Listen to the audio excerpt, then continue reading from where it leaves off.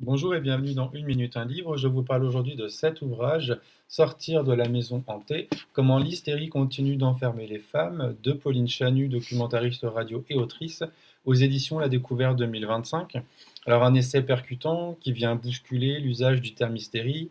D'où vient-il? Quelle étiologie? Dans quelles circonstances et contextes est-il mobilisé? Selon quelle motivation? Est-ce une maladie dite féminine? Est-ce un diagnostic? Et quelle histoire derrière finalement ce concept? Quelques questions se posent, notamment écrites par Pauline Chanu en fin d'ouvrage, mais pourquoi retournons-nous à la folie des femmes et non les violences des hommes dans l'histoire de l'hystérie? Pourquoi gardons-nous cette terreur d'une déviance débordant le corps féminin, une aversion pour les femmes folles, préados comme vieillardes, démunies, traumatisées, abandonnées, maltraitées, malades et mortes? Pourquoi ne redoutons-nous pas davantage les prêtres avec leurs exorcismes et leurs bûchers, les psychiatres avec leurs lobotomies et leurs électrochocs, les médecins avec leur clitoridectomie et leur hystérectomie, pourquoi ne fuyons-nous pas devant ces extracteurs d'utérus et de cerveau? Alors voilà un florilège de questions vraiment auxquelles l'ouvrage tente de répondre. L'hystérie est partout et le terme est brandi depuis toujours, notamment en politique, et agit comme un mécanisme de silenciation, de domination, d'oppression. Mais pour qu'il y ait hystérisation, il faut bien d'abord aussi qu'il y ait des hystériseurs, précise Pauline Chanu. Alors, théorie de la séduction, gaslighting, diagnostic d'hystérie, intoxication psychiatrique, possession, hystérie raciale, syndrome méditerranéen et biraciste, rien n'est laissé hors du champ de l'analyse dans cet essai. Alors, aujourd'hui, en politique, il n'est pas rare d'entendre une telle est folle, bonne à enfermer, une illuminée, une hystérique, une ménopausée. On parle de délire d'hystérie, donc vraiment des personnes représentées comme de véritables dangers pour la société, donc des femmes comme des dangers.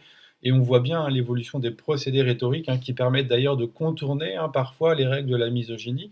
Donc au lieu finalement d'utiliser la phrase tu es hystérique, on va utiliser tu hystérises le débat ou prenez un verre d'eau. Donc on voit bien voilà, ce glissement sémantique dont parle Pauline Chanu, mais qui est complètement juste si vous êtes attentif et attentive à ce qui se passe dans les médias. Alors l'hystérie, de manière étymologique, vient notamment de l'utérus, et donc replié, enfoncé dans l'obscurité du corps féminin, cet organe en recèle tous les secrets, précise Pauline Chanu. Il se fait le lieu de projection des fantasmes et des peurs des hommes, et grâce à l'hystérie, le corps féminin devient une expérience masculine. Elle offre aux hommes le meilleur prétexte pour se pencher sur le sexe des femmes. Un outil donc au service de la justification de la violence masculine, qui doit remettre les femmes sur le droit chemin, dicté et normé par les hommes, peu importe finalement les moyens immoraux en fait. Alors le saviez-vous, l'hystérie a disparu des classifications psychiatriques depuis plus de 40 ans, comme dans le DSM, mais elle demeure toujours finalement mobilisée en psychanalyse et elle est également diagnostiquée dans les hôpitaux psychiatriques comme un peu catégorie héritée ou logique clinique. Elle est qualifiée de trouble et cela engendre en tout cas de lourdes thérapies, prescriptions médicamenteuses et en tout cas et des internements. Donc l'hystérie a longtemps permis notamment aux médecins aussi de tenter de briller par leur découverte. Et finalement, peu importe les conséquences. Donc le DSM évoque en revanche, ça il faut le préciser, les troubles de la personnalité dite histrionique et les troubles de la personnalité borderline. Alors je vais préciser plutôt le premier, sachant qu'on est dans des prévalences genrées. Donc concernant la personnalité histrionique, voici les critères, notamment notés par Pauline Chanu, mais vous pouvez vérifier aussi sur le DSM. Alors, dans les critères, on peut voir, lire plutôt le sujet est mal à l'aise dans les situations où il n'est pas au centre de l'attention d'autrui. L'aspect et le comportement de ces individus sont souvent caractérisés par une attitude provocante et une séduction sexuelle inappropriée. L'expression émotionnelle peut être superficielle et labile. Ces individus utilisent régulièrement leur aspect physique pour attirer l'attention sur eux, ou encore un critère comme on observe chez ces sujets une dramatisation, un théâtralisme et une exagération de l'expression émotionnelle. Vous voyez bien un peu l'idée qui se dessine derrière. Alors on voit comment finalement se dessine donc cet apparat de l'hystérie, irrationnelle, allumeuse, démoniaque, possédée et finalement prête et mûre pour l'exorcisme.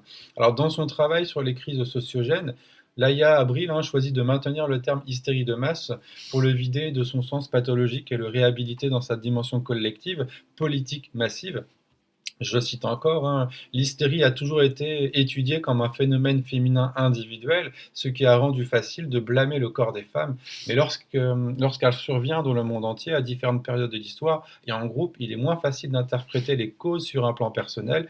Nous devons donc interpréter la maladie d'un point de vue social Pour moi, hein, je suis toujours dans la citation, il y a comme un fantôme de l'oppression systémique qui se reproduit tout au long de l'histoire. Ces manifestations sont une protestation silencieuse du corps en réaction à un système oppressif qui perpétue un réseau invisible de résistance féminine.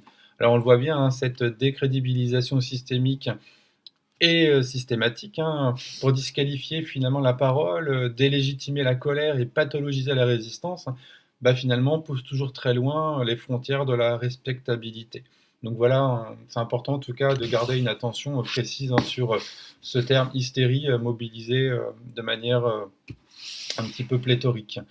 Alors je vous invite vraiment à découvrir cet essai, hein, c'est une pépite, hein, vraiment, donc n'hésitez pas en tout cas à le lire, le parcourir et le partager autour de vous. Voilà, en espérant que les choses puissent un peu avancer. Bonne lecture et à bientôt.